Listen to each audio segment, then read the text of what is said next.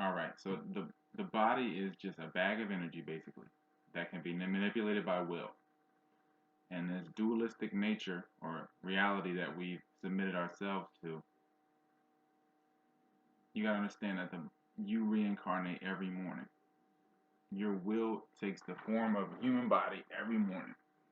So, with that said, you can reincarnate at will at any time. If you were to go into a trance state or a dream, what have you, you can reincarnate into different various bodies along this infinity that we call the universe, what have you, just space in general. So, you could be a good parasite or a bad parasite. If something must be done in the human realm and you incarnate into the human realm, into a body that is maybe not in touch with its will, and you go in and influence that body to do something that is for the greater good, that will be considered a good parasite.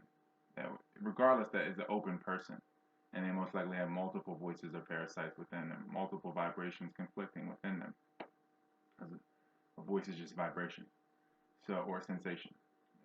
So regardless, there's a good and a bad parasite. Of course, you know the bad ones.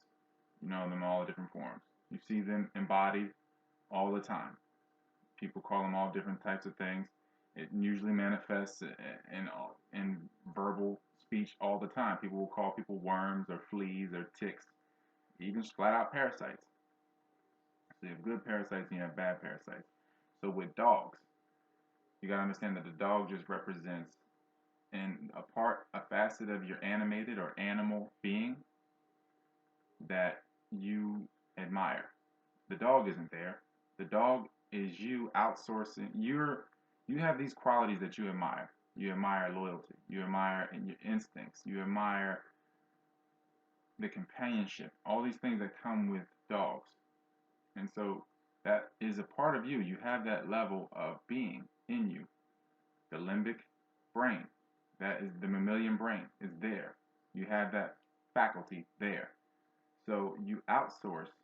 You feel as though you need to outsource in your life to get those qualities in your life for one reason or another. So we have dogs for guarding things when we don't want to be aware and alert because we don't have the energy to, because we've given our will away in various forms. We have, instead of being a good person to be with, we look for dogs for companions. And instead of, it's all, again, instead of listening to your instincts and being a loyal person, you have a dog. What I mean? All those things happen. So that's it's just compensation again, and it creates this mess that we have. And this is where we're at right now. Now it's just about remedying the situation. So you gotta understand that the dog is not really there.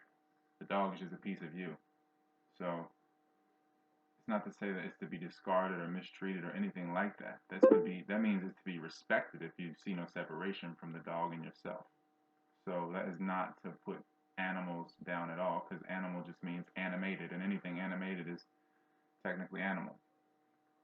So that's really about it, man. Dogs, they can be good parasites, they can be bad parasites, but they are indeed parasites. They are a window. That's, again, it'd be good to have them in multiples, not to have just one dog, because they tend to lose themselves. Unlike a cat, which is a little more ancient and a little less broken. See, again, the cat's genetics are a little more together now. Then that's why it's not as dependent. The more dependent you are, the less complete you are. And so you have to make yourself whole again. And the dog is just an expression of that. The dog is just an expression of the unconditional love within yourself that you just refuse to acknowledge for one reason or another. You feel like you don't deserve it, what have you. So yeah, I love my dogs because I love that part of me. You know what I mean? And they're not really my dogs. I don't really look at them that way. I look at them as more so as being a part of me, and I'm a part of them. You just represent relative evolution to that being, to that window. Because it's just energy, really. It's just an expression of self. So with that said, you can take this how you want it.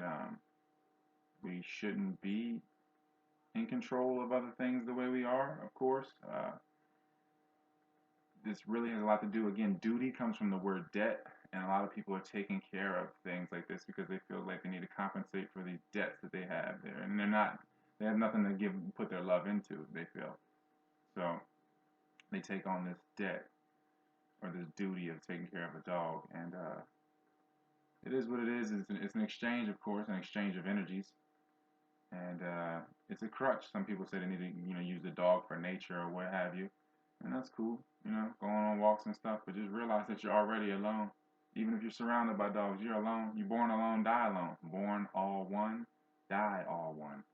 So that's just, that's just what it is. So next time you say like, oh, I'm gonna take the dog for a walk, like, nah, you really just want to take your person for a walk and get some fresh air and all that. You got to understand the outsourcing that you're doing in your own life.